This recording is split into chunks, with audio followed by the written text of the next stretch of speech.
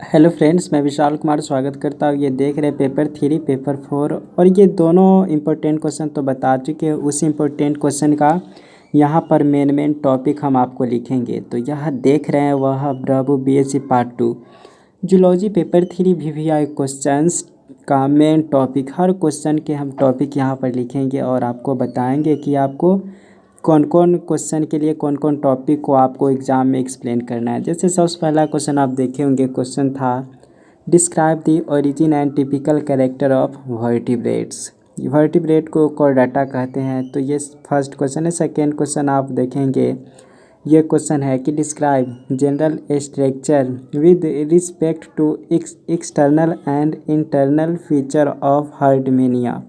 हर्डमेनिया के बारे में सेकेंड था। थर्ड क्वेश्चन है कि describe the life cycle of Salpa with suitable diagram. तो साल्पा का लाइफ साइकिल बताना सूटेबल डायग्राम के साथ। फोर्थ क्वेश्चन है यहाँ पर कि discuss the feeding and digestion of amphioxus, यानी कि एम्फियोक्सस का डाइजेस्टिव सिस्टम लिखना है, जिसको ब्रैंकियोस्टोमा भी कहते हैं। क्वेश्चन नंबर 5 है कि write the respiratory and circulatory system of Scoliodon. Scoliodon का दोनों सिस्टम के बारे में मेनली आपको लिखने के लिए एग्जाम में आ सकता है क्वेश्चन। फिर है sixth question, discuss the salient feature and affinities of Petromyzon, जिसको लैम्प्रे कहते हैं। पेट्रोमायोजोन को लैम्प्रे भी कहते हैं। ये क्वेश्चन आ सकता है। क्वेश्चन 7 है कि classify amphibia giving characters and example of each order, यानी कि आपको क्लासीफाई करना है एम्फीबिया का और साथ में इसका ऑर्डर भी लिखना है।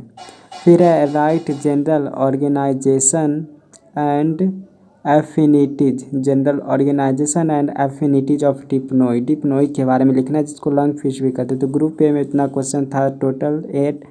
ग्रुप बी की बात करें तो क्वेश्चन नंबर 9 है कि describe the circulatory system of Uromastix, जिसको गार्डन लिजार्ड कहते हैं। फिर उसके बाद 10th क्वेश्चन है कि write the beating and feeding mechanism in snake, यानी कि वह किस तरीके से बीटिंग यानी कि किसी को काटता है और कैसे वह कोई चीज़ को खाता है, वो लिखना है। क्वेश्चन नंबर 11 है कि ओरिजिन ऑफ बर्ड्स या discuss birds are glorified animal. तो यह क्वेश्चन आए तो इस क्वेश्चन ये है। फिर उसके बाद क्वेश्चन नंबर 12 है कि describe the flight adaptation in birds. ये फ्लाइट एडेप्टेशन बर्ड्स का लिखना था। क्वेश्चन नंबर 13 है कि write notes on general organisation in primates के बारे में लिखने के लिए कहेगा। फिर लास्ट क्वेश्चन है कि ये question difference between Prototheria and Metatheria के डिफरेंस कहेगा लिखने के लिए।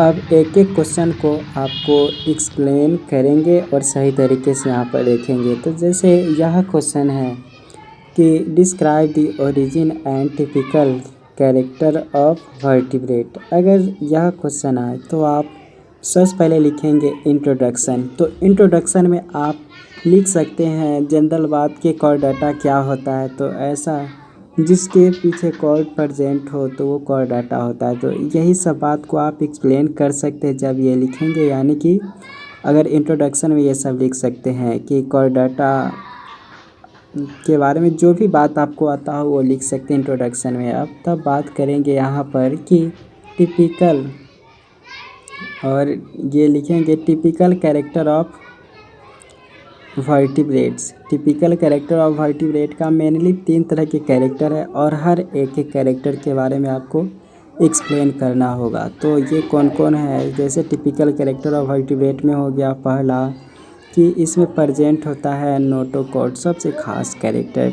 नोटोकॉर्ड के बारे में आपको एक्सप्लेन करना है। तो नोटोकॉर्ड के बारे में लिख सकते हैं कि नोटो मतलब होता है बियरिंग और कॉर्ड मतलब होता है कॉर्ड, यानी कि जो जिसमें कॉर्ड बियरिंग हो, कॉर्ड लगा हुआ हो बैक साइड, तो वो नोटोकॉर्ड होता है। उसके बाद सेकेंड इसका टिपिकल कैरेक्टर है कि डोर्सल ट्यूबुलर नर्व कॉर्ड।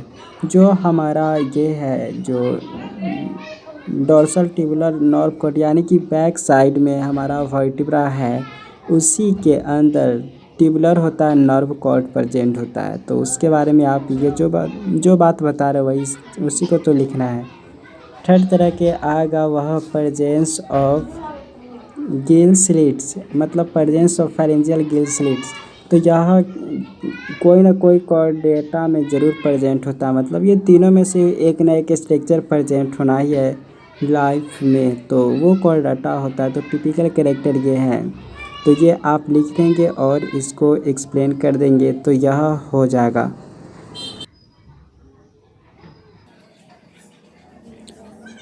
अब अगर ये फर्स्ट क्वेश्चन को तो आप एक्सप्लेन कर देंगे, बेसिक बात लिखे, डायग्राम बनाना बहुत ज़रूरी है। अगर क्वेश्चन आया सेकेंड क्वेश्चन ये है, describe general structure with respect to external and internal feature of Herdmania. तो क्वेश्चन को मतलब आप समझिए, क्योंकि यहाँ पर फीचर कहा गया लिखने के लिए, तो उसमें क्लासिफिकेशन लिखना बहुत ज़रूरी हो जाता है। तो क्लासिफिकेशन आप लिख देंगे, जैसे फाइलम हो गया कॉर्डेटा, ग्रुप हो गया प्रोटोकॉल डेटा, उसके बाद सब क्लास भी आप लिख दीजिए जो इसका सब फाइलम है, सब फाइलम यूरोकॉल डाटा है, तो ये आप लिख देंगे फाइलम ग्रुप सब फाइलम। फिर अब क्लास इसका है एससीडीएसी, इसका यह क्लास है। और फिर ऑर्डर इसका है एस्टोलिडो ब्रांकिया, ये ऑर्डर है। फिर इसका टाइप में आप लिख देंगे हाइडमेनिया। तो इतना आपको क्लासिफिकेशन के लिए आपको बात याद रखना होगा। और यहाँ बोला गया है कि आप जनरल स्ट्रक्चर लिखना है, एक्सटर्नल एंड इंटरनल फीचर, मतलब इसमें डायग्राम की भी रिक्वायरमेंट है। तो जब यह क्वेश्चन आए तो आप हैबिट एंड हैबिटेट लिखिए कि वह कहाँ रहता है, तो कहाँ रहता है वो आप लिख सकते हैं, कम से कम पानी में भी रहता है, ये भी लिख देंगे तो हो जाएगा अच्छे से काम। डिस्ट्रीब्यूशन आप लिख सकते हैं, कहाँ कहाँ जगह पर यह पाया जाता है, कौन सा देश में, कौन सा एरिया में, ये सब। फिर उसके बाद है एक्सटर्नल फीचर, तब उसके बाद आएगा इंटरनल फीचर। तो एक्सटर्नल फीचर में आप लिख सकते हैं शेप, कितना शेप का होता है, मतलब कितना कैसा शेप होता है। फिर साइज़ में लिख सकते हैं कितना सेंटीमीटर होता है, ये सब। कलर में भी लिख सकते हैं कि वह किस टाइप के होता है, तो वह जो भी कलर का होता है वो आप लिख सकते हैं। फिर अपर मोस्ट कवर के बारे में लिख देंगे कि इसका जो कवर होता है वह ठीक होता है, कौन चीज़ से मिलकर बना होता है, अगर याद हो तो लिख सकते, नहीं तो लिख सकते कि अपर मोस्ट कवर्ड।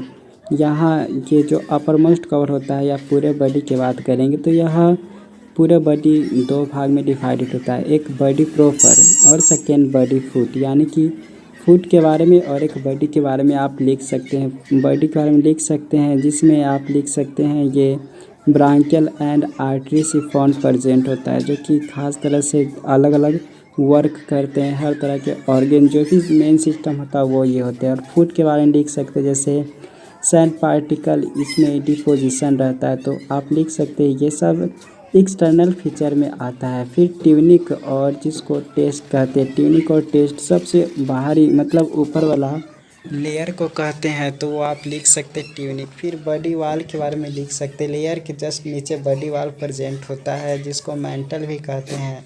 तो ये तो एक्सटर्नल फीचर में इतना सारा बात को आपको लिखना होगा जब ये क्वेश्चन आए। तो वहीं पर अगर क्वेश्चन मतलब ये इसी में आपको लिखना है इंटरनल फीचर, तो इंटरनल फीचर में आप ये लिख सकते हैं, जैसे हर सिस्टम के बारे में लिख दीजिए तो वह इंटरनल फीचर हो जाएगा। जैसे डाइजेस्टिव सिस्टम हो गया, डाइजेस्टिव सिस्टम के बाद आप लिख सकते हैं, इसमें डाइजेस्टिव सिस्टम में मन हो तो आप लिख सकते हैं, जैसे माउथ प्रेजेंट होता है, माउथ जिसको ब्रैंकियल अपर्चर भी कहते हैं, ये डाइजेस्टिव सिस्टम के अंतर्गत आता है।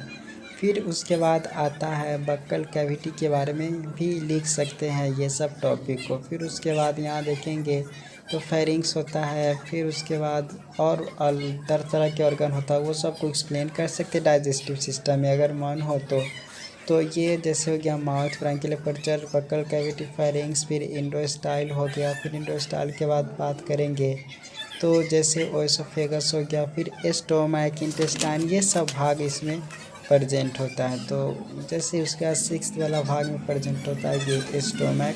फिर सेवेंथ में तो ये सब आप लिखेंगे, डाइजेस्टिव सिस्टम के अंतर्गत ये सब आता है। तो इंटेस्टाइन हो गया, फिर इंटेस्टाइन के बाद आप बात करेंगे तो इसका रेक्टम हो गया। तो ये डाइजेस्टिव सिस्टम के ही अंतर्गत इतना सारा आपको लिखना है, समझ सकते हैं। उसी तरीक़ा से रिस्पायरेटरी में भी लिखेंगे तो कितना ज़्यादा हो जाएगा। और रिस्पायरेटरी के बाद सर्कुलेटरी सिस्टम में भी लिख सकते हैं। तो बहुत क्या लिखने के लिए तो खैर 30 पन्ना बहुत कम है। एक क्वेश्चन का ही आंसर अगर आप चाहे लिखना तो 30 पन्ना में लिख सकते, फिर भी मेंटेन करके कोई भी टॉपिक छूटे नहीं, हर टॉपिक को एक्सप्लेन करेंगे। और डाइजेशन ग्लैंड्स के बारे में लिख दीजिए। फिर उसके बाद लीवर के बारे में, पाइलोरिक ग्लैंड के बारे में ये आता है, डाइजेस्टिव ग्लैंड में ये दो आता है। फिर फूड के बारे में लिखिए। फिर फीडिंग मैकेनिज्म के बारे में भी आप लिख देंगे जब ये लिखना हो तब। अब तब आएगा डाइजेशन, यानी कि फूड के बारे में लिखना है, ये इसका फूड क्या होता है। फीडिंग मैकेनिज्म में आप लिख सकते हैं कि वह किस तरीके से खाता है। फिर उसका डाइजेशन में लिख सकते हैं। फिर आप सर्कुलेटरी सिस्टम की बात करते हैं। फिर एक्सक्रीटरी सिस्टम भी लिख सकते हैं कि इसमें कैसे कोई चीज़ का एक्सक्रीट होता है। फिर उसके बाद आप लिख देंगे एक्सक्रीटरी के बाद बहुत सारा सिस्टम होता है, जैसे नर्वस सिस्टम हो गया, फिर रिप्रोडक्टिव सिस्टम, डेवलपमेंट, तब समरी, फाइनली ये सब लिखेंगे। अब उसके बाद क्वेश्चन ये बता दिए कितना सारा लिखना है सेकेंड क्वेश्चन में। अब बात करेंगे थर्ड क्वेश्चन आएगा। तो थर्ड क्वेश्चन में आपको क्या क्या एक्सप्लेन करना है, क्योंकि यहाँ पर भी एक स्ट्रक्चर की तरह कहा गया लिखने के लिए। तो life cycle of salpa with suitable diagram, अगर ये क्वेश्चन आए तो ये क्वेश्चन के लिए आप सबसे पहले क्लासिफिकेशन लिखेंगे। तो क्लासिफिकेशन में आप ये पॉइंट लिख देंगे, जैसे फाइलम इसका क्या हो गया, तो यूरो कॉर्डाटा फाइलम हो गया। क्लास इसका हो गया थैलिएसी क्लास। ऑर्डर हो गया हेमीमायरिया, तो हेमीमायरिया जीनस हो गया साल्पा। तो आप अंडरलाइन कर देंगे, कहीं भी जीनस लिखते चाहे टाइप लिखते हैं तो उसको अंडरलाइन करना बहुत ज़रूरी होता है। तो life cycle of Salpa with suitable diagram, ये वाला जो क्वेश्चन है उसमें क्लासिफिकेशन लिख देंगे, इंट्रोडक्शन लिख देंगे। फिर लाइफ साइकिल ऑफ साल्पा जो कंप्लीट होता है वह 2 फेजेज़ में अकर्स होता है, यानी कि 2 स्टेज आता है। तो वो दोनों को आपको लिखना है। जैसे आप ये लिख सकते हैं कि for completion of life cycle 2 stages होता है, यानी कि for completion of life 2 phases occurs होता है। तो 2 फेज अकर्स में सबसे जो पहला फेज होता है वह होता है कि solitary phase. Solitary asexual oozoid phase होता है। तो सोलेटरी एसेक्सुअल ओजोइड, यानी कि एक अकेले समय वह एसेक्सुअल ओजोइड फेज होता है। और तब एग्रीगेट एसेक्सुअल ब्लास्टोजोइड फेज, ये दो। अब दोनों को आप एक्सप्लेन कर देंगे और साथ में डायग्राम बना देंगे तो हो जाएगा। लेकिन उससे भी पहले ये आप थोड़ा सा जनरल स्ट्रक्चर लिखेंगे। जनरल स्ट्रक्चर आप साल्पा का डायग्राम बना दीजिए और जनरल स्ट्रक्चर जो बात जानते हैं वो लिख सकते हैं। तो इस स्ट्रक्चर के बारे में लिखने के बाद आप लिख सकते हैं ओजोइड फेज के बारे में एक्सप्लेन कीजिए, फिर ब्लास्टोजोइड फेज के बारे में एक्सप्लेन कीजिए। तो डायग्राम आप देखेंगे तो वहाँ से भी आप समझ सकते हैं ये सब। तो ये सिर्फ मेरा मकसद है टॉपिक बताना, और इसी टॉपिक के हिसाब से आप एग्ज़ाम में अच्छे से लिख कर आएंगे तो मुझे बहुत खुशी होगी। तो ब्लास्टोजोइड हो गया फेज, जिसको एग्रीगेट होता है। फिर उसके बाद होता है डेवलपमेंट। डेवलपमेंट के बाद आप समरी लिखकर फाइनली इस क्वेश्चन का आंसर लिखेंगे। तो इतना सारा टॉपिक आपको लिखना है। तो एक एक टॉपिक, मतलब अगर 2 टॉपिक को एक पेज में एक्सप्लेन करेंगे तो ऐसे ही जनरली 4-5 पन्ना लिखना बहुत आसान होगा। फोर्थ क्वेश्चन है discuss the feeding and digestion of Amphioxus. तो जैसे ही फीडिंग एंड डाइजेशन वाला क्वेश्चन आए तो जनरली हर क्वेश्चन में एक ही तरह का अप्रोच करना है। इंट्रोडक्शन तो लिखना ही है। अब तब लिखेंगे डाइजेस्टिव सिस्टम ऑफ एम्फियोक्सेस। तो डाइजेस्टिव सिस्टम ऑफ एम्फियोक्सेस में जो आता है, सबसे पहला में देखेंगे एलिमेंट्री कैनाल आता है। एलिमेंट्री कैनाल में जो भाग आता है वो सबको आप लिख दीजिए। तो एलिमेंट्री कैनाल में कौन कौन आ गया, तो आप जनरली पहला स्टार्ट होता है माउथ से। तो माउथ एम्फियोक्सेस का कैसा होता है, इसका अपर साइड प्रेजेंट होता है ब्रैंकियोस्टोमा का। फिर उसके बाद ओरल हुड, यानी कि माउथ के जस्ट नेक्स्ट पार्ट देखेंगे तो ओरल हुड होता है। ओरल हुड के बाद जो होता है वह कैविटी प्रेजेंट होता है, जिसको इसका ये भी नाम कहते हैं, यानी कि वेस्टिब्यूल। वेस्टिब्यूल के जगह पर बक्कल कैविटी भी आप कह सकते हैं। तो एक ही नाम है माउथ, ओरल हुड, कैविटी। उस तरीक़ा से आप कोई भी क्या डाइजेस्टिव सिस्टम लिखने के लिए तो यही सब टॉपिक को आप लिखेंगे। फिर फेरिंग्स आप टॉपिक लिखेंगे, मतलब तब एक्सप्लेन करेंगे। फिर ओएसोफेगस लिखकर एक्सप्लेन करेंगे। फिर उसके बाद हो गया इंटेस्टाइन लिखकर इंटेस्टाइन के बाद एनस आता है। एनस में लिख सकते हैं कि एनस के द्वारा ही जो भी मल होता है वो पास होता है। तो अब डाइजेस्टिव ग्लैंड एलिमेंट्री कैनाल लिख देंगे। तब बी वाला पार्ट में आता है डाइजेस्टिव ग्लैंड। तो इसमें लीवर से रिलेटेड बात को आप लिख देंगे तो आपको इसमें भी काम चल जाएगा। तो एग्ज़ाम के लिए बहुत ही इम्पोर्टेंट बता रहे हैं यह सब। उसके बाद फीडिंग मैकेनिज्म में आपको लिखना है। फीडिंग मैकेनिज्म कैसे खाता है, जैसे सबसे पहले माउथ में वह ले लेता है, उसके बाद वह किस तरीके से चबाता है, भोजन को छोटा छोटा टुकड़ा में करता है, यही सब लिखना है। अब फिफ्थ क्वेश्चन है कि write the respiratory and circulatory system of Scoliodon. अगर क्वेश्चन आए तो क्वेश्चन को बहुत लंबे में भी लिख सकते हैं और शॉर्ट में भी लिख सकते हैं, लेकिन मीडियम साइज़ को आपको लिखना है एग्जाम के लिए। तो यह क्वेश्चन के लिए आप सबसे पहले लिखेंगे रिस्पायरेशन इन एस्कोलियोडॉन। तो रिस्पायरेशन इन एस्कोलियोडॉन के बारे में लिख सकते हैं कि जो पानी में रहता है वह खासकर गिल से लेता है सांस। इसी तरीक़ा से बात बनाकर आप लिख सकते हैं तो वह सही हो जाएगा, मेन टॉपिक होता है। अब इसमें आप लिखेंगे गिल पाउच और गिल क्लेफ्ट्स या गिल स्लिट्स के बारे में। जो भी छोटा छोटा छिद्र देखते हैं वह गिल पाउच होता है, गिल क्लेफ्ट्स या गिल स्लिट्स। उसके बाद ब्रांकियल लैमिला होता है जिसको गिल लैमिली कहते हैं, ये पास करने में मदद करता है कोई भी ऑक्सीजन का हो। फिर स्पाइरिकल्स होते हैं, तो स्पाइरिकल्स का भी बहुत बड़ा रोल होता है, वो लिख सकते हैं आप।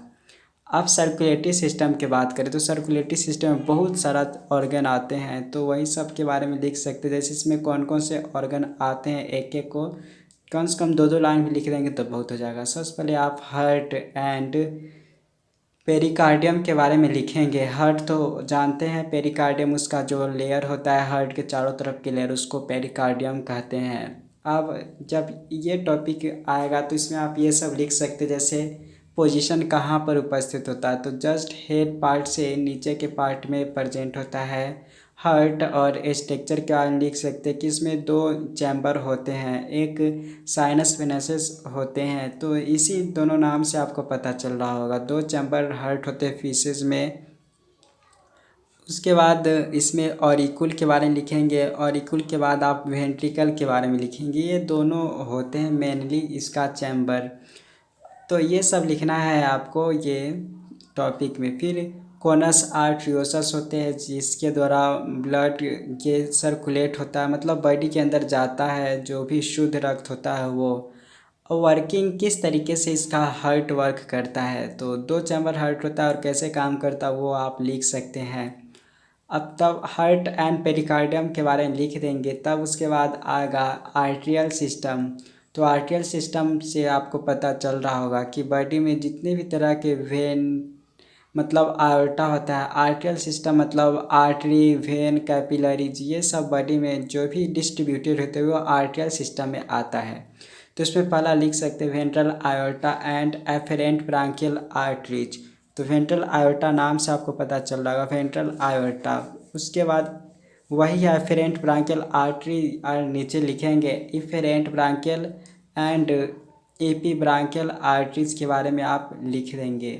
तो ये आर्ट्रियल सिस्टम में है। तो ये क्वेश्चन आप देख लिए, इतना सारा टॉपिक को लिखना था तो वो सब लिख सकते हैं। उसके बाद के क्वेश्चन यहाँ पर देखेंगे। ये क्वेश्चन है कि discuss the salient feature and affinity of Petromyzon. तो जहाँ पर लगे फीचर पूछा हुआ है तो क्लासिफिकेशन आप उसका याद कर लीजिए और लिख दीजिएगा। जैसे ये क्वेश्चन है तो इस क्वेश्चन के लिए आप फाइलम जैसे कोर्डेटा हो गया, क्लासिफिकेशन सब फाइलम एग्नेथा हो गया, क्लास इसका साइक्लोस्टोमाटा हो गया, ऑर्डर जो पेट्रोमायोजोन का ऑर्डर होता है वह पेट्रोमायोजोन्टिया हो गया। टाइप या जीनस में अंडरलाइन करना ज़रूरी होता है, पता होगा, इसका पेट्रोमायोजोन हो गया टाइप या जीनस। तो क्लासिफिकेशन आप याद कर लीजिएगा, ज़्यादा नहीं, दो तीन याद करना ही पड़ता है। टाइप या जीनस आपको जो लिखना होगा वो तो रहता ही है same to same. Phylum chordata पता रहेगा और दो तीन बात बीच वाला तो वो याद कर लीजिएगा। तो क्लासिफिकेशन के बाद हैबिट एंड हैबिटेट लिखना है। फिर उसके बाद डिस्ट्रीब्यूशन लिखना है। डिस्ट्रीब्यूशन जब लिख देंगे तो इसका एक्सटर्नल फीचर लिखना है, तब इंटरनल फीचर लिखना है, तब उसके बाद एफिनिटीज़ लिखना है। तो एक्सटर्नल फीचर में आप जनरली डायग्राम बना दीजिए, जो जो ऑर्गन दिखाई देगा, जो जो ऑर्गन यहाँ पर बनाएंगे उसी ऑर्गन को आप एक्सप्लेन कर देंगे तो वो हो जाएगा। जैसे ये भाग बनाए तो ये जो स्ट्रक्चर बना रहे हैं, एक साइड आई बनाए थे और ऊपर देखेंगे वह पोर बनाए हैं।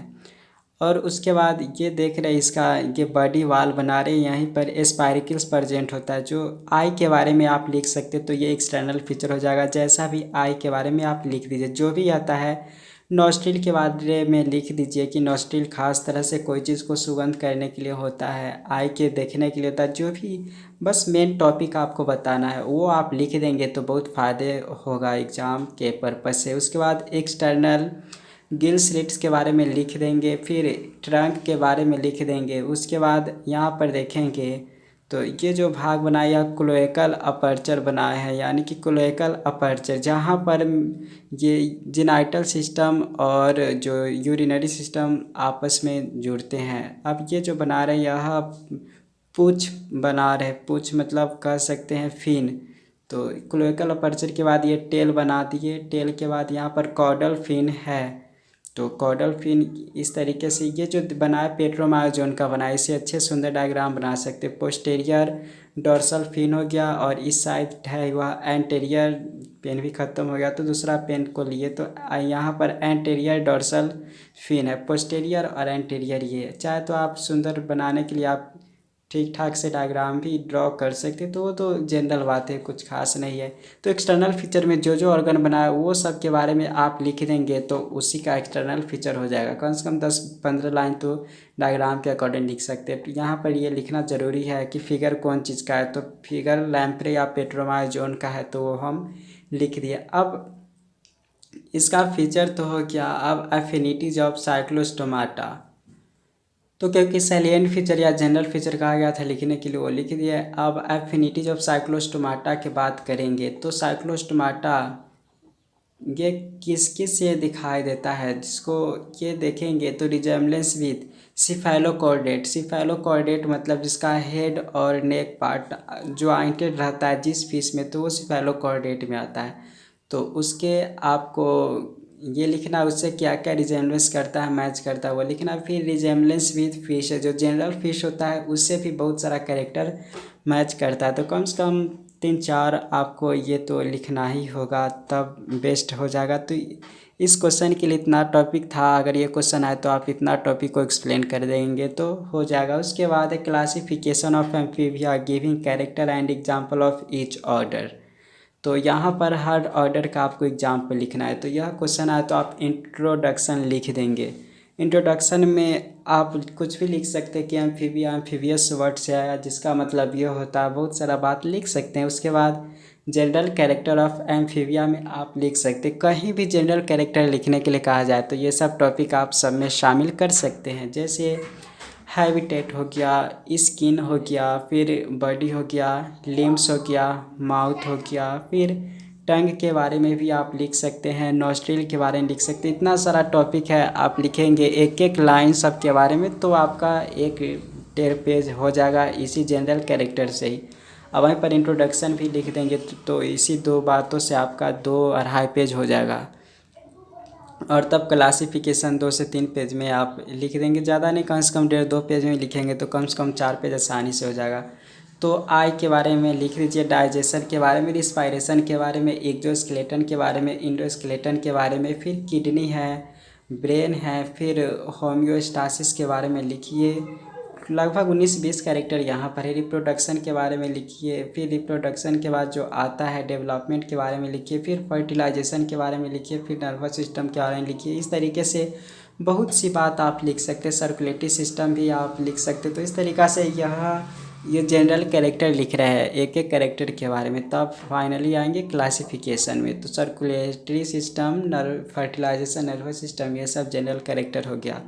अब क्लासिफिकेशन बात करेंगे तो क्लासिफिकेशन में आप कोशिश कीजिए कि जो लिविंग है उसको लिखें। अगर दोनों याद है तो अच्छी बात है, नहीं तो जो लिविंग है उसको याद रखिए। तो जैसे सबसे पहला सब क्लास 1 आता है, यह एस्टेगोसिफेलिया जो कि एक्सटिंक्ट है। ये आप नॉलेज के पर्पज़ से आप इसको याद रखें तो बेहतर है, लेकिन एग्ज़ाम में कोशिश कीजिए जो लिविंग है वो लिखे। तो यहाँ पर इस पेज में जो लिखे है क्लासिफिकेशन वो याद नहीं भी करेंगे तो काम चल जाएगा। फिर भी नॉलेज के लिए थोड़ा लिख दिए, कोशिश करें कि कम से कम याद रहे। जैसे सब क्लास 1 में स्टेगोसिफेलिया जो कि विलुप्त हो चुका है, ऑर्डर 1 है इसका लेबिरिंथोडोंटिया, जिसका एग्जाम्पल है एरिपॉस। ऑर्डर 2 है इसका फाइलोस्पोंडिली, जिसका एग्जाम्पल है ब्रैंकियोसॉरस, जिसको इक्थायोस्टेगा भी कहते हैं। और ऑर्डर इसमें भी 3 है, तो इसका एग्जाम्पल है लेपो, मतलब ऑर्डर 3 है यहाँ पर लेपोस्पोंडिली। लेपोस्पोंडिली का एग्जाम्पल यहाँ पर है डिप्लोकॉलस, तो डिप्लोकॉलस, फिर लाइसोरफस। तो ये एक्सटिंक्ट है, ये याद नहीं भी रहे तो कोई बात नहीं है, लेकिन जो यहाँ पर लिविंग लिखे ये हर हाल में अगर आए तो इसको आप लिखना मत भूलिएगा। जो सब क्लास 2 है वह लिविंग है, जिसका नाम है लेपोस्पोंडिली, सॉरी लेपोस्पोंडिली तो पहले वाला था। जो सब क्लास 2 है वह है लिसा, मतलब लिस एम्फीबिया। लिस एम्फीबिया या लिविंग है, तो इसी को आपको एग्ज़ाम में लिखना है। एक्सटिंक्ट नहीं भी लिखें तो काम चल जाएगा। सब क्लास 2 में लिस एम्फीबिया जो कि लिविंग है, इसमें भी 3 ऑर्डर आता है। ऑर्डर पहला है इसमें जिम्नोफियोना, जिम्नोफियोना जिसको एपोडा भी कहते हैं। तो यहाँ पर ये है यूरियोटाइफ्लस, उसके बाद है टाइफ्लोनेक्टेस ईटीसी। तो इस तरीके से ऑर्डर 1 के बारे में आप 2-3 पॉइंट लिख सकते हैं। जैसे एपोडा नाम से पता चल रहा है कि ऐसा एम्फीबिया जो कि उसके चलने के लिए कोई चीज़ प्रेजेंट नहीं होता है, तो यह एपोडा इसलिए नाम पड़ा, जिसको जिम्नोफियोना ऑर्डर में शामिल किया गया। दूसरा है कि यूरोडेला यानी कि कॉर्डाटा, नाम से आपको पता चल रहा होगा इसमें ऐसा एम्फीबिया जिसमें टेल अच्छे से प्रेजेंट होता है, तो उसी का कॉर्डाटा या यूरोडेला नाम पड़ा है। तो एग्जाम्पल हो गया जैसे एम्फ्यूमा, फिर नेक्टरस, एम्बिस्टोमा ये। फिर ऑर्डर 3 में है एन्यूरा। एन्यूरा में आप लिख सकते हैं इसका जो सेलियंसिया भी कहते हैं, ऑर्डर 3 है, या ईडू कॉर्डाटा कहते थे, इसका भी एग्जाम्पल रख लीजिए याद। एस्कोफस, फिर है एलाइट्स, फिर उसके बाद पीपा, फिर उसके बाद बॉम्बिनेटर, फिर राना टाइग्रीना, फिर है रैकोफोरस। तो इतना सारा है लिविंग, कम से कम आपको याद हर हाल में करना है। भले ही पहले वाला जो लिखे थे एक्सटिंक्ट हो याद रहे चाहे न रहे, लेकिन लिविंग आपको एग्ज़ाम में लिखना ज़रूरी है, कंपलसरी है। उसके बाद है write general organisation and affinities of Dipnoi, तो इसमें एफिनिटीज़ भी कहा और ऑर्गेनाइजेशन। तो इंट्रोडक्शन आप लिख दीजिए डिप्नोई के बारे में कि पानी में रहता है, जो कि लंग्स से सांस लेता है। इस तरीक़ा से कुछ कुछ बात करते हुए आप 6, 7, 8, 10 लाइन में आप लिख दीजिए इंट्रोडक्शन में। अब उसके बाद 3 तरह के जो जीन प्रेजेंट होता है डिप्नोई का, और तीनों का आप नाम लिखिए। जैसे नियोसेराटोडस सबसे पहला इसका जेनेरा है या जीन है, तो उसका डायग्राम आप बना दीजिए। देखिए किस तरीके से डायग्राम होता है, और डायग्राम बनाने के बाद नीचे नाम लिख दीजिए, उसके बारे में 2-3 पॉइंट लिख दीजिए, तो यह हो जाएगा। तो यहाँ पर जैसे ये पेक्टोरल फिन है, पेल्विक फिन है, सभी में pectoral fin, pelvic fin, pectoral fin आगे प्रेजेंट होता है, पेल्विक फिन नीचे या पीछे प्रेजेंट होता है। तो ये नियोसेराटोडस है, तो ये आप लिख दीजिएगा। फिर उसका सेकेंड है, तो ऊपर जो लिखे थे 2 पॉइंट, आप 2-3 पॉइंट कुछ भी लिख सकते हैं। इसलिए एक बार एक्सप्लेनेशन आप यूट्यूब पर हर लेक्चर का देख सकते हैं। जो भी लेक्चर चाहिए आप सर्च कर सकते हैं। जैसे डिप्नोई का ही चाहिए तो Dipnoi by success science series करके आप सर्च करके आप वीडियो देख लीजिए, तब इसको भी आप कॉपी में नोट्स करके पढ़ेंगे तो बहुत फ़ायदा होगा। तो ये जो डायग्राम बनाया है प्रोटोप्टेरस, तो ये पेल्विक फिन है, आगे वाला जो फिन बनाया है वह पेक्टोरल फिन है। तो बहुत ज़्यादा कुछ मुश्किल नहीं है, एक बार वीडियो देखकर और एक बार इसको लिख लेंगे और तब थोड़ा सा भी पढ़ेंगे तो बहुत फ़ायदा हो जाएगा। तो ये इसके बारे में भी आप 2-3 बात लिख सकते हैं। अगर नहीं भी याद हो तो कोई दिक्कत नहीं है, डायग्राम ही बहुत बात कह देगा। फिर है लेपिडोसाइरेन, तो लेपिडोसाइरेन सायरन की तरह ही दिखाई दे रहा है, देख सकते हैं। इसका कहाँ माउथ प्रेजेंट होता है, कहाँ पर आँख, ये सब सही से दिखाई भी नहीं देता है। तो ये जो बनाई यह लाइन है, यानी कि बॉडी के बीच वाला लाइन, आप इस तरीक़ा से ये जो डायग्राम बनाया यह लेपिडोसाइरेन का है। तो लेपिडोसाइरेन का वो आई पार्ट है, ये पेक्टोरल फिन है, और इस साइड पेल्विक फिन प्रेजेंट होता है। और यह लैटरल लाइन बॉडी पर, ये जो देखिए लैटरल लाइन है। तो ये 3 फिश के बारे में आप डायग्राम बनाएंगे तो बहुत अच्छा रहेगा। ये लेपिडोसाइरन का है। अब जनरल ऑर्गेनाइजेशन या जनरल फीचर के बारे में अब आपको यहाँ पर लिखना होगा, तो वो आप लिख देंगे। तो इतना तो आप कर सकते, कोई मुश्किल का काम उतना नहीं है। अब एक्सटर्नल फीचर में आप कोई भी पॉइंट जैसे लिख सकते हैं, फिर भी इसमें कुछ कम से कम 8-10 पॉइंट कोशिश करिए याद करके लिखने का। जैसे स्केल्स के बारे में आप लिख सकते हैं, इसमें कौन कौन कवच प्रेजेंट होता है। फिर उसके बाद फिन के बारे में भी लिख देंगे। फिन के बाद टेल के बारे में भी लिख दीजिए। टेल के बाद स्कल के बारे में भी लिख देंगे, खोपड़ी कैसा प्रेजेंट होता है। फिर नॉस्ट्रिल के बारे में भी लिख सकते हैं, 1-2 लाइन तो हो जाएगा। फिर उसके बाद है यहाँ पर टीथ के बारे में लिख देंगे। फिर माउथ के बारे में तो एक्सटर्नल फीचर में इतना सारा आता है, माउथ हो गया, teeth, nostril, skull, spiracles present होता है, तो ये सब लिखना है। फिर उसके बाद क्लोएकल अपर्चर के बारे में लिख देंगे। तो क्लोएकल अपर्चर एक ऐसा ये होता है, मतलब भाग होता है बॉडी का, जहाँ पर एक्सक्रीटरी सिस्टम वाला पार्ट ज्वाइन होता है और रिप्रोडक्टिव पार्ट। अब हैबिटेट भी आप चाहे तो ऊपर भी लिख सकते थे इंट्रोडक्शन के बाद, चाहे यहाँ पर भी लिखे तो कोई प्रॉब्लम उतना नहीं है।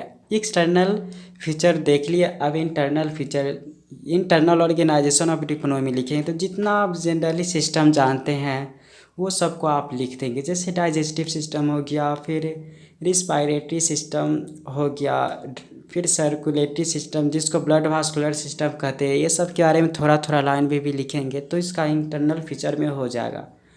अब तब एफिनिटीज लिखेंगे। एफिनिटीज मेनली 2 से करता है, एफिनिटीज ऑफ डिप्नोई। तो कौन कौन 2 से करता है तो वो दोनों का नाम लिखना है। जैसे यहाँ पर पहला करता है एफिनिटीज विद इलास्मोब्रांक्स, जो फिश होता है उससे एफिनिटी क्या करता है वो लिखेंगे। तो एफिनिटीज विद इलास्मोब्रांक में आप कुछ पॉइंट भी लिख सकते हैं। तो इसमें आप जैसे ये लिख सकते हैं यहाँ पर इलास्मोब्रांक में, तो जनरली फिशेस के रिलेटेड देख लें कि फ़िश का कैरेक्टर से क्या क्या मैच करता है डिप्नोई, तो वो आप लिख सकते हैं। फिर एफिनिटीज विद एक्टिनोप्टेरागाई, तो ये इसमें आप लिख सकते हैं एम्फीबिया जैसा कैरेक्टर मैच करता तो वो लिख देंगे। फिर मेनली यही 2 से इसका ये होता है, एफिनिटीज होता है। तो सब के बारे में कम से कम 3-4 लाइन लिख देंगे जो बताए हैं, तो बहुत अच्छे से आपका आंसर हो जाएगा। अब क्वेश्चन 9 है कि describe the circulatory system of Uromastix. तो यूरोमास्टिक्स जिसको गार्डन लिजार्ड कहते हैं, तो सर्कुलेटरी सिस्टम क्या होता है वो लिखेंगे। फिर हार्ट लिखेंगे, तो हार्ट का डायग्राम आप जनरली बना सकते हैं, जानते ही हैं कि रेप्टिलिया में या यूरोमास्टिक्स या गार्डन लिजार्ड में हार्ट का होता है वह 3 चैम्बर होता है। एक इस साइड के ऑरिकल यानी कि लेफ्ट ऑरिकल, एक राइट ऑरिकल प्रेजेंट होता है और साथ में एक वेंट्रिकल प्रेजेंट होता है, इसीलिए यह कोल्ड ब्लडेड एनिमल होता है। तो यह हार्ट का डायग्राम बनाए। जैसे यहाँ से ब्लड आता है और जनरली ये भी इधर नीचे से इसके द्वारा ब्लड जाता है, और तब कैसे सर्कुलेशन होता है, जब सर्कुलेटरी सिस्टम देखेंगे तो बात समझ में आएगा। तो ये जो बनाए ये वाला भाग बना रहे राइट और लेफ्ट, ये ऑरिकल का ये ड्रॉ करे वही है। अब तब आप इसका नाम लिखिए और जो हार्ट में हम नाम लिख रहे हैं उसको आप एक्सप्लेन कर देंगे तो हो जाएगा। जैसे यहाँ पर राइट वेंट्रिकल हो गया, फिर उसके बाद राइट पोस्टेरियर या राइट पोस्ट केवल हो गया, फिर उसके बाद ये दोनों से अलग किया यानी कि ऑरिकल को अलग कर दिया जिसको डाइवर्टिकुलम कहते हैं। डाइवर्टिकुलम के बाद ये नीचे देख रहे हैं या पोस्ट केवल हो गया, पोस्ट केवल, और फिर नीचे वेंट्रिकल है और 2 ऑरिकल जो ऊपर लिखे थे राइट वेंट्रिकल तो वो ऑरिकल होगा, तो वो अभी सही करेंगे थोड़ा देर में। और ये जो इस साइड बना रहे यह लेफ्ट ऑरिकल है और उस साइड ये राइट ऑरिकल हो जाएगा। यहाँ पर लेफ्ट ऑरिकल बनाए हैं और ये राइट ऑरिकल हो जाएगा। तो जनरली एक एक स्ट्रक्चर के बारे में आप लिखेंगे तो इसका अच्छे से आंसर हो जाएगा। तो ये हार्ट का डायग्राम बना है। ये जो फिगर है डोर्सल व्यू है, लिजार्ड हार्ट जो देख रहे हैं वो डोर्सल व्यू, पीछे से देखने पर ऐसे दिखाई देता है। तो कोई एक व्यू बनाइए आप, पीछे से देखने वाला बनाइए चाहे आगे से, तो जनरली आपको लिखना है। अब एक एक के बारे में लिख दीजिए तो आपका ये बहुत अच्छे से आंसर आपका कंप्लीट हो जाएगा। तो ऑरिकुल के बारे में आप एक्सप्लेन कीजिए, फिर वेंट्रिकल के बारे में लिखिए क्या होते हैं, कितना होता है और कैसे वर्क करता है। फिर उसके बाद आयोटिक आर्क के बारे में भी आप लिख सकते हैं, इसमें किस तरीके से आयोटिक आर्क फंक्शन करता है। तो एक एक ऑर्गन को ऐसे ही आप एक्सप्लेनेशन कर देंगे तो हो जाएगा। उसके बाद यहाँ पर किस तरीके से सर्कुलेशन होता है, क्योंकि सर्कुलेटरी सिस्टम कहा गया है लिखने के लिए। तो बॉडी में सबसे पहले ब्लड रहता है, वह प्री केवल और पोस्ट केवल में जाता है ब्लड। तो डायग्राम आप देखे होंगे। फिर उसके बाद साइनस वेनसिस में ब्लड आता है। यहाँ पर आने के बाद साइनो ऑरिकुलर ये अपर्चर में आता है। तो ये आप अच्छे से ध्यान में रखिए और इमेजिन कीजिए कि कहाँ पर कौन सा स्ट्रक्चर प्रेजेंट होता है। तो एग्ज़ाम के पर्पज़ से बताया, तो इसलिए हार्ट के डायग्राम में ये पूरा सिस्टम या पूरा चीज़ नहीं बताए हैं, लेकिन आपको याद रखिए कि किस तरीके से सर्कुलेशन होता है, कहाँ से कहाँ जाता है। तो साइनो ऑरिकुलर अपर्चर से राइट ऑरिकुल में आया ब्लड, राइट ऑरिकुल से आता है यह ऑरिकुलो वेंट्रिकुलर अपर्चर में यह आता है ब्लड। फिर उसके बाद ये ऑरिकुलो वेंट्रिकुलर अपर्चर के बाद यह ब्लड आता है राइट वेंट्रिकल। तो वेंट्रिकल में आने के बाद पल्मोनरी आर्क में यह आएगा। पल्मोनरी आर्क में आने के बाद लीवर में जाता है यह, मतलब लंग्स में जाता है सारा ब्लड। तो लंग्स में जब चला जाता है पल्मोनरी आर्क के बाद लंग्स में जाता है, तब यह लंग्स से पल्मोनरी वेन में ब्लड जाता है। पल्मोनरी वेन में आने के बाद यह ब्लड जाता है कॉमन पल्मोनरी अपर्चर में आता है। फिर लेफ्ट ऑरिकुल में आता है ब्लड। लेफ्ट ऑरिकुल के बाद यह जो ब्लड होता है वह लेफ्ट ऑरिकुलो वेंट्रिकुलर के पास जाता है, वेंट्रिकुलर अपर्चर के पास जाता है। फिर उसके बाद ये जो ब्लड होता है, तो ये सब आपको याद रखना है, इसलिए तो जो यहाँ पर लिख रहे हैं पूरा बात आपको याद रख कर ही आपको फ़ायदा होगा। फिर उसके बाद सिस्टेमैटिक आर्क के पास, फिर बॉडी के पास। तो इस तरीके से यह हो जाता है पूरा चीज़। तो आप यहाँ पर लिख सकते जो भी डायग्राम में है, बीच में आप लिख दीजिएगा ब्लड सर्कुलेशन इन रेप्टाइल। और ये डायग्राम है course of circulation of blood in, मतलब जो होता है थ्रू हार्ट। तो ये आप बीच में जो भी है तो ये लिख सकते। इस तरीके से आप लिखेंगे तो बहुत अच्छे नंबर मिलेंगे। तो अभी और क्वेश्चन है तो अभी थैंक यू बाद में कहेंगे।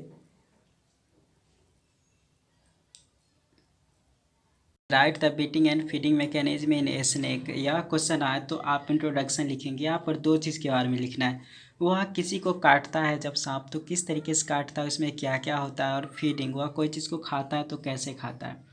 तो इस क्वेश्चन को लिखने के लिए आप इंट्रोडक्शन में लिख सकते हैं कि स्नेक, जो भी बात आप जानते बेसिक बात इंट्रोडक्शन लिख सकते हैं। और पॉइजन एपेरेटस के बारे में आप लिख सकेंगे। तो poison apparatus include a pair of poison gland. फिर पॉइजन डक्ट्स भी प्रेजेंट होते हैं, ये ध्यान रखना है, ग्लैंड डक्ट ये प्रेजेंट होता है। और तीसरा फैंक्स प्रेजेंट होता है। तो पॉइजन एपेरेटस मतलब जो जहर वह कोई भी अगर उत्पन्न करता है तो उसके लिए पॉइजन ग्लैंड प्रेजेंट होता है। पॉइजन जिस रास्ते से आता है उसके लिए डक्ट प्रेजेंट होता है। और फैंक्स, तो तीन तरह के फैंक्स उसमें होते हैं, एक सोलेनोग्लाइफस, फिर प्रोटियोग्लाइफस, फिर ओपिस्थोग्लाइफस। ये थोड़ा थोड़ा आप जान लीजिए, वीडियो को एक्सप्लेनेशन आप देख सकते हैं beating and feeding mechanism bye success science series करके। तो ये टॉपिक बता रहे क्या क्या लिखना। फिर मसल्स के बारे में आप लिख सकते हैं उसमें। तो ये सब पॉइजन एपरेटस में इतना चार चीज़ शामिल है, muscles, fangs, poison duct and ये जो यहाँ पर देख रहे हैं ये पेयर ऑफ पॉइजन ग्लैंड। उसके बाद बीटिंग मैकेनिज्म, वह अगर किसी को काटता है तो उसके लिए सबसे पहले वह माउथ को ओपन करता है, फिर मैगजिला को रोटेट करता है, रोटेशन ऑफ मैगजिला, फिर उसके बाद माउथ को बंद करता है। तो बीटिंग मैकेनिज्म इतना सारा होता है। तब यह जब पूरा बीटिंग कर लेता है उसके बाद ट्रांसफरेंस ऑफ वेनम, जहर को वह ट्रांसफ़र करता है। फिर बीटिंग फीडिंग में यहाँ पर हो गया जिसमें स्वेलिंग मैकेनिज्म हो गया। तो वह कोई चीज़ को स्वेलिंग यानी कि निगलता है, वह हम लोग की तरह काट काट कर नहीं खाता बल्कि वह निगलता है। और देखे होंगे आप इफेक्ट ऑफ पॉइजन। तो जब क्वेश्चन आए तो आप इतना सारा टॉपिक को एक्सप्लेन कर देंगे। और डायग्राम तो नोट्स में देख सकते हैं, बुक में भी देख सकते हैं, हर तरह देख सकते हैं। अब उसके बाद ये क्वेश्चन आया कि ओरिजिन ऑफ बर्ड या discuss birds are glorified animal. तो ओरिजिन ऑफ बर्ड के बारे में अगर क्वेश्चन तो आप ये सब लिखेंगे। सबसे पहले इंट्रोडक्शन में कुछ लिख सकते हैं कि टी.एच. हेक्सले ने ये बात कहा था कि बर्ड्स आर ग्लोरीफाइड एनिमल्स। तो ये आप इसी तरह की इंट्रोडक्शन लिख सकते हैं कि बर्ड्स बहुत ही अच्छे मतलब सुहावना दिखने में लगते हैं। यही सब बात को आप लिख सकते हैं इंट्रोडक्शन में, कुछ जो भी हो। तब उसके बाद आप एविडेंस बताना है। कैसे मानेंगे कि बर्ड्स का ओरिजिन के बारे में जब कहा जाए लिखने के लिए, तो एनाटॉमिकल एविडेंस क्या है कि यह ओरिजिन कहाँ से हुआ। फिर उसके बाद ये एम्ब्रियोलॉजिकल एविडेंस, फिर यहाँ पर है पैलिएंटोलॉजिकल एविडेंस। तो ये सब लिखना है। तो आप जैसे एनाटॉमिकल एविडेंस में आप लिख सकते हैं कि एक्जोस्केलेटन के बारे में लिख दीजिए कि इसका एक्जोस्केलेटन कैसा है, और बर्ड से पहले जो था वह ये था रेप्टिलिया था। तो रेप्टाइल का कंपेयर कर देंगे। इंडोस्केलेटन के बारे में भी आपको लिख देना है, इसके इंडोस्केलेटन। स्कल के बारे में लोअर जॉ, वर्टिब्रा, फिर गर्डल। मतलब इंडोस्केलेटन में इतना सारा आता है। इंडोस्केलेटन मतलब जो कंकाल तंत्र होता है, आंतरिक कंकाल तंत्र। तो आंतरिक कंकाल तंत्र में हम लोग का स्कल आता है, फिर लोअर जॉ आता है, फिर वर्टिब्रा आता है, फिर गर्डल आता है, फिर लिम्ब बोन आता है। तो ये सब इंडोस्केलेटन में। फिर respiratory system, circulatory system, sense organ के बारे में आपको एक्सप्लेनेशन करना है जब यह क्वेश्चन आए तो। अब एम्ब्रियोलॉजिकल एविडेंस में आप लिख सकते हैं, या एम्ब्रियोलॉजिकल एविडेंस में आप एग के बारे में लिख दीजिए, प्लासेंटा के बारे में लिख दीजिए, डेवलपमेंट के बारे में लिख दीजिए। तो ये एम्ब्रियोलॉजिकल एविडेंस हो जाएगा। फिर है पैलिएंटोलॉजिकल एविडेंस। इसमें फॉसिल्स के बारे में लिख सकते हैं। जैसे आर्कियोप्टेरिक्स देखे होंगे तो ऐसा दिखाई देता है कि वह आधा कैरेक्टर रेप्टाइल का भी दिखाई देता है, आधा कैरेक्टर बर्ड्स का भी दिखाई देता है। जैसे रेप्टिलियन कैरेक्टर ऑफ आर्कियोप्टेरिक्स लिख दीजिए कि रेप्टिलिया का कौन के आर्कियोप्टेरिक्स जो है वह रेप्टिलिया से क्या क्या कैरेक्टर मैच करता है। उसके बाद एवियन कैरेक्टर ऑफ आर्कियोप्टेरिक्स, यानी कि वह पक्षी से क्या क्या कैरेक्टर मैच करता है। तब फाइनली कॉन्क्लूजन लिखेंगे। तो ये सब पॉइंट वाइज आप लिखेंगे तो बहुत अच्छे नंबर मिलेंगे। उसके बाद ये है फ्लाइट एडेप्टेशन इन बर्ड। तो describe the flight adaptation in bird, यह क्वेश्चन आया तो आप सबसे पहले ये सब को देखेंगे, इंट्रोडक्शन में लिखेंगे। यानी कि जो फ्लाइट को अडेप्ट कर चुका है, मतलब वह उड़ता है, तो उस उड़ने में कौन कौन चीज़ सहायता करता है। तो उड़ने में जो भी सहायक करने वाला चीज़ है वो आपको लिखना है। तो ये इसलिए होता है कि इंट्रोडक्शन आप लिख देंगे और मॉर्फोलॉजिकल एडेप्टेशन के कारण वह फ्लाइट अडेप्ट कर पाता है, यानी कि फ़्लाइट उड़ता है। तो मॉर्फोलॉजिकल एडेप्टेशन में हो गया कि बॉडी कवर्ड विथ फीदर्स, यानी कि सबसे मेन इंपॉर्टेंट है उसके बॉडी जो होता है वह फीदर होते हैं प्रेजेंट, इसीलिए फ्लाइट अडेप्ट कर लेता है। तो वो आप लिख सकते हैं।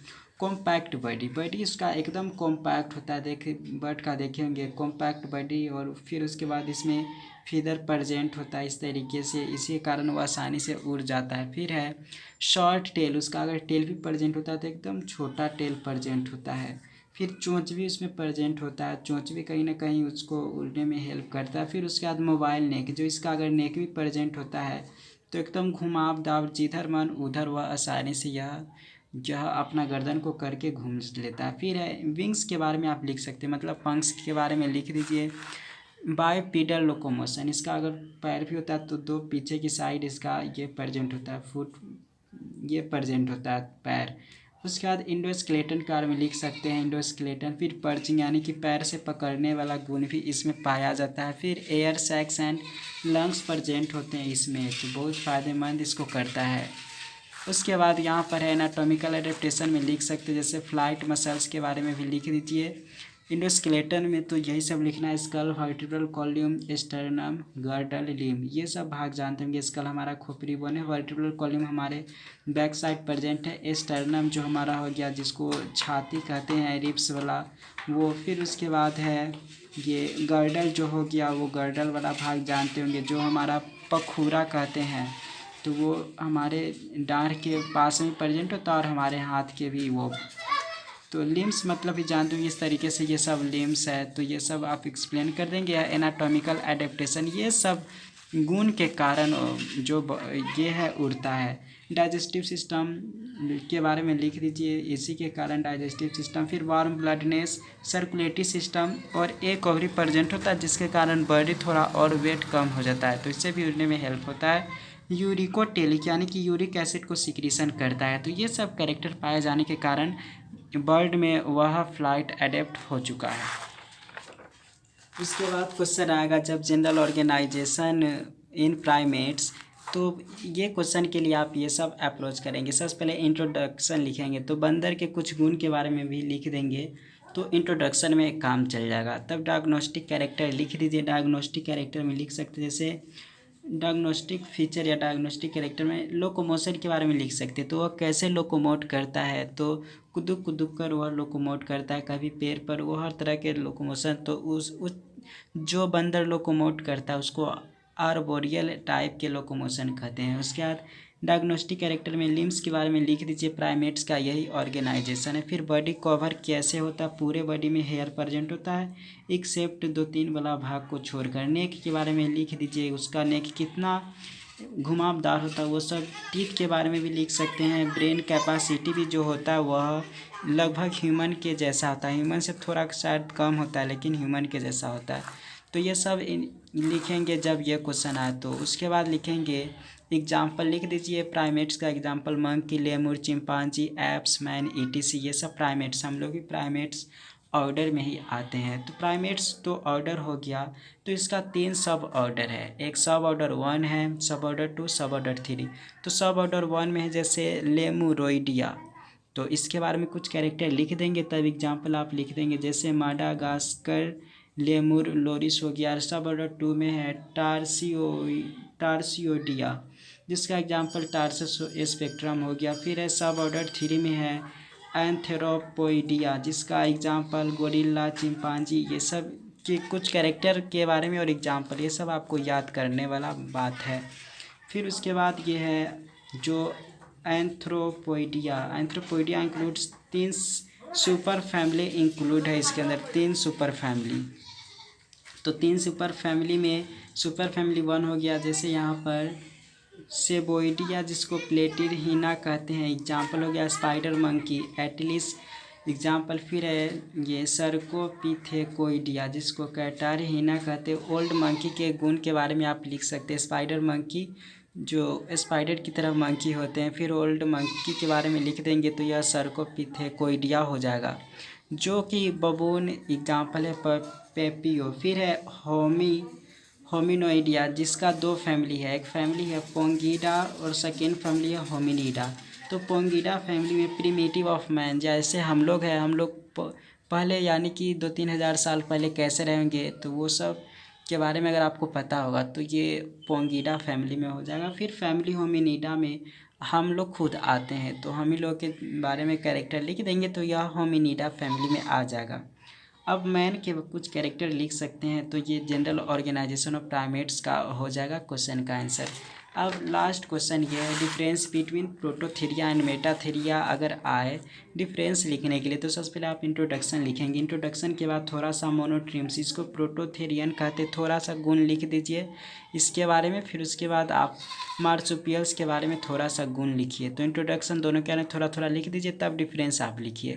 तो डिफरेंस जब लिखना होगा तो जो बात आप इसमें लिखेंगे यानी कि प्रोटोथेरिया में लिखेंगे, वो बात आपको मेटाथेरिया में वही टॉपिक लिखना होगा। तो जैसे यहाँ पर पहला लिख दिए ईयर के बारे में, तो ईयर जो होता है विदाउट पिन्ना प्रेजेंट होते हैं, यानी कि हम लोग में पिन्ना जो प्रेजेंट है और जो प्रोटोथेरिया है उसमें पिन्ना नहीं प्रेजेंट होता है। तो इसमें भी वही बात लिखी, इसमें होता है पिन्ना प्रेजेंट होता है। जो भी मेटाथेरियन होते हैं उसमें पिन्ना प्रेजेंट होते, तो वो आप लिख सकते हैं, जिसको मार्सुपियल्स कहते हैं। सेकेंड निप्पल, तो इसमें निप्पल प्रेजेंट नहीं होते क्योंकि यह एग लेंग एनिमल होते, यानी कि अंडे देने वाला एनिमल होते, जिसके कारण उसमें निप्पल प्रेजेंट नहीं होता।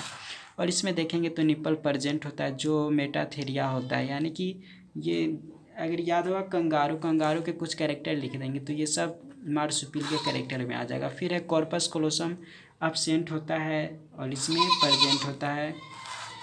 फिर है टेस्टिस के बारे में एब्डोमिनल होते हैं और स्क्रोटम एब्सेंट होता है, लेकिन इसमें बात करेंगे टेस्टिस के बारे में तो ये कंपेयर यानी कि डिफरेंस कहा गया लिखने के लिए। तो डिफरेंस में दोनों टॉपिक सेम लिखा गया, सिर्फ तो टेस्टिस इसमें भी होता है लेकिन scrotum in front of penis, scrotum present होता है पेनिस के जस्ट सामने। डाइजेस्टिव यूरिनोजेनाइटल सिस्टम के लिए दोनों जो अंत में जो पाइप होता है वो ओपन होता है, वह क्लोएकल अपर्चर में खुलता है, लेकिन इसमें देखेंगे दोनों के लिए अलग अलग ओपन होता है। फिर उसके बाद मार्सुपियल पाउच इसमें प्रेजेंट नहीं होते, लेकिन इसमें प्रेजेंट होता है मेटाथेरिया में। फिर ओविपेरस ये होता है, लेकिन ये जो होता है विविपेरस होता है। नो प्लासेंटा, लेकिन इसमें प्लासेंटा प्रेजेंट होता है। तो यही सब तो डिफरेंस आपको लिखना है। एग्जाम्पल लिख दीजिए, डक बिल प्लेटिपस जिसको ऑर्निथोरिंकस एनाटिनस ये एग्जाम्पल है। फिर एंटिएटर जिसको टैकीग्लोसस कहते हैं, इकाइडना, ये सब प्रोटोथेरिया का एग्जाम्पल है। मेटाथेरिया का एग्जाम्पल हो गया कंगारू जिसको मैक्रोपस कहते हैं, ओपोसम जिसको डाइडेल्फिस कहते हैं। तो ये आ गया। उसके बाद पेपर 4 में भी इसी तरीक़ा से आपको बताएंगे लिखने के लिए। तो ऐसे ही कोई भी हेल्प हो, आप कोई भी टॉपिक को आप सर्च करते, बस अगर कोई भी टॉपिक चाहिए तो आप ऐसे सर्च करेंगे बाई सक्सेस साइंस सीरीज लिख के कोई भी टॉपिक को आप सर्च करेंगे तो आपको मिल जाएगा यूट्यूब पर। तो इसी तरीक़ा से पूरा पढ़ने के लिए ज़रूर मेरे चैनल को सब्सक्राइब करें। So thank you so much for watching.